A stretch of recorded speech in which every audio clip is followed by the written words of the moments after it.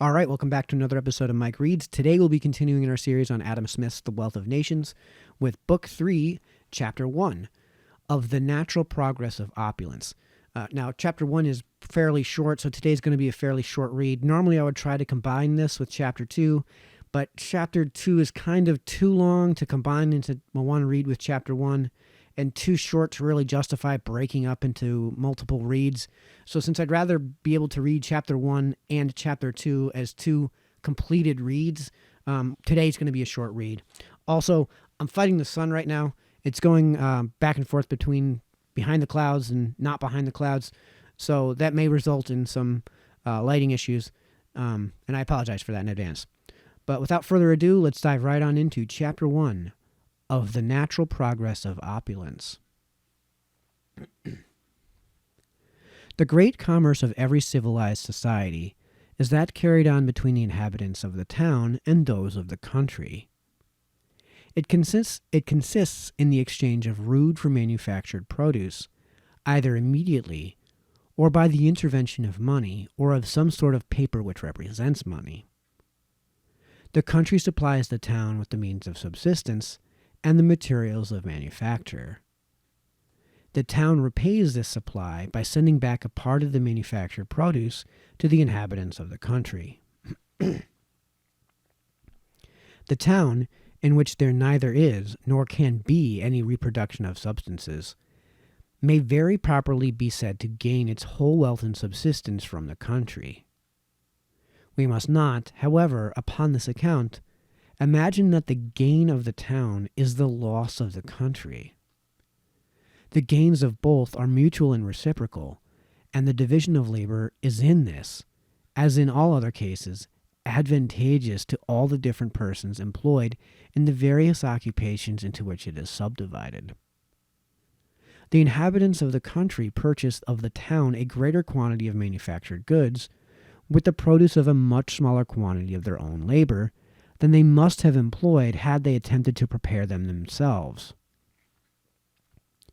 The town affords a market for the surplus produce of the country, or what is over and above the maintenance of the cultivators, and it is there that the inhabitants of the country exchange it for something else which is in demand among them. The greater the number and revenue of the inhabitants of the town, the more extensive is the market which it affords to those of the country, and the more extensive that market, it is always the more advantageous to a greater number. The corn which grows within a mile of the town sells there for the same price with that which comes from 20 miles distance. But the price of the latter must generally not only pay the expense of raising and bringing it to market, but afford too the ordinary profits of agriculture to the farmer. The proprietors and cultivators of the country, therefore, which lies in the neighborhood of the town, over and above the ordinary profits of agriculture, gain, in the price of what they sell, the whole value of the carriage of the like produce that is brought from more distant parts, and they save, besides, the whole value of this carriage in the price of what they buy. Compare the cultivation of the lands in the neighborhood of any considerable town with that of those which lie at some distance from it, and you will easily satisfy yourself how much the country is benefited by the commerce of the town. Among all the absurd speculations that have been propagated concerning the balance of trade, it has never been pretended that either the country loses by its commerce with the town, or the town by that with the country which maintains it. As subsistence is, in the nature of things, prior to conveniency and luxury, so the industry which procures the former must necessarily be prior to that which ministers to the latter. The cultivation and improvement of the country, therefore, which afford subsistence, must necessarily be prior to the increase of the town, which furnishes only the means of conveniency and luxury. It is the surplus produce of the country only, or what is over and above the maintenance of the cultivators, that constitutes the subsistence of the town, which can therefore increase only with the increase of this surplus produce. The town, indeed, may not always derive its whole subsistence from the country in its neighborhood, or even from the territory to which it belongs, but from very distant countries, and this, though it forms no exception from the general rule, has occasioned considerable variations in the progress of opulence in different ages and nations. That order of things which necessity imposes in general, though not in every particular country, is, in every particular country, promoted by the natural inclinations of man. If human institutions had never thwarted those natural inclinations, the towns could nowhere have increased beyond what the improvement and cultivation of the territory in which they were situated could support, till such time, at least, as the whole of that territory which was completely cultivated and improved.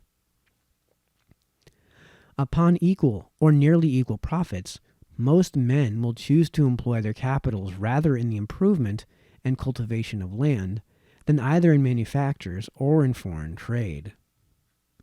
The man who employs his capital in land has it more under his view and command, and his fortune is much less liable to accidents than that of the trader, who is obliged frequently to commit it, not only to the winds and the waves, but to the more uncertain elements of human folly and injustice, by giving great credits in distant countries to men with whose character and situation he can seldom be thoroughly acquainted.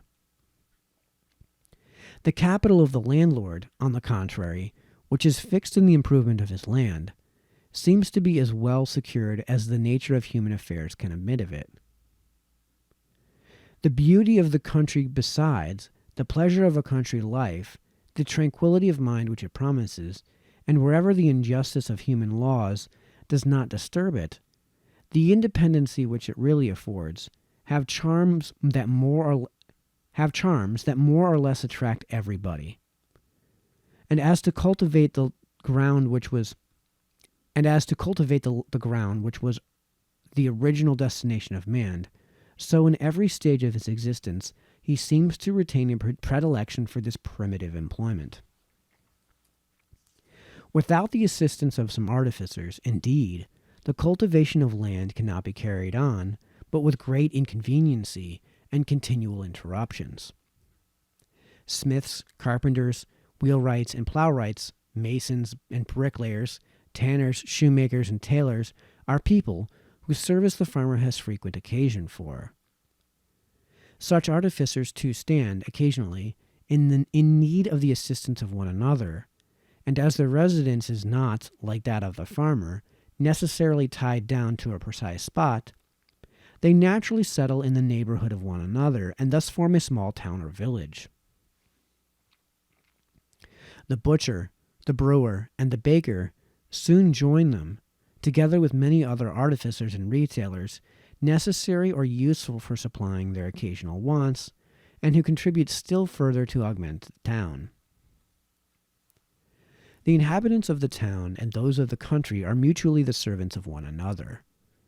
The town is a continual fair or market to which the inhabitants of the country resort in order to exchange their root for manufactured produce. It is this commerce which supplies the inhabitants of the town both with the materials of their work and the means of their subsistence. The quantity of the finished work which they sell to the inhabitants of the country necessarily regulates the quantity of the materials and provisions which they buy. Neither their employment nor subsistence, therefore, can augment but in proportion to the augmentation of the demand from the country for finished work, and this demand can augment only in proportion to the extension of improvement and cultivation.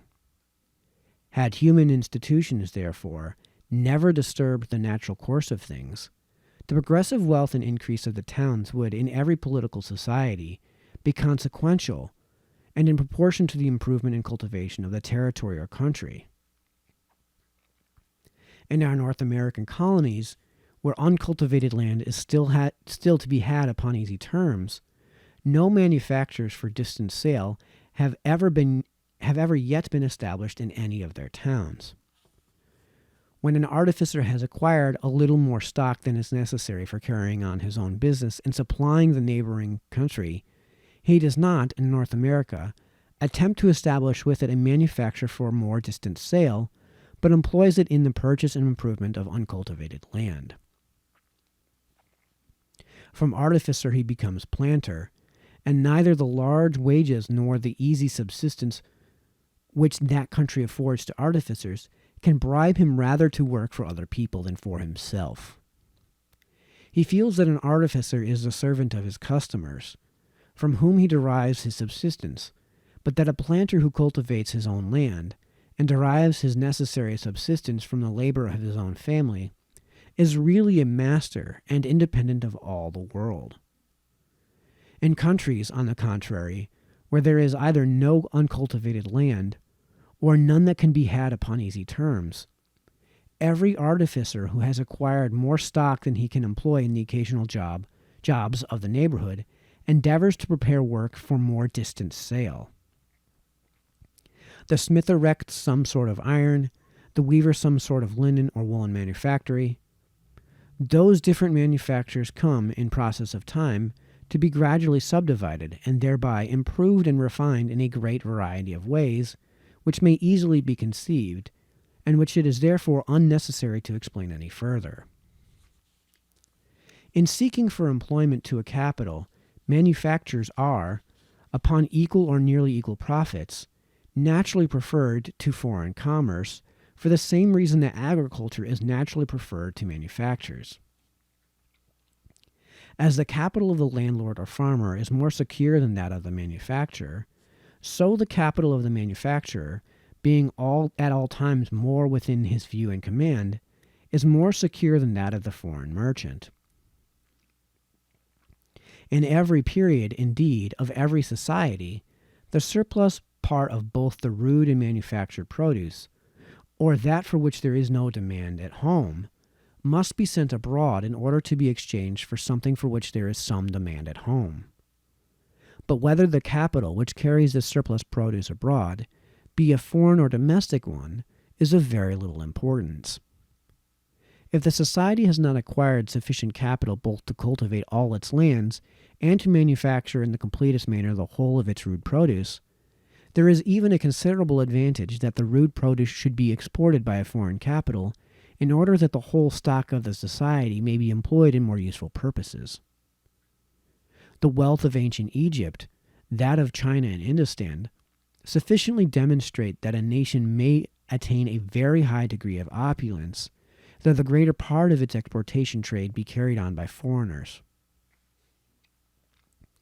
The progress of our North American and West Indian colonies would have been much less rapid had not capital but what belonged to themselves been employed in exporting their surplus produce. According to the natural course of things, therefore, the greater part of the capital of every growing society is, first, directed to agriculture, afterwards to manufactures, and last of all to foreign commerce. This order of things is so very natural that in every society that had any territory, it has always, I believe, been in some degree observed.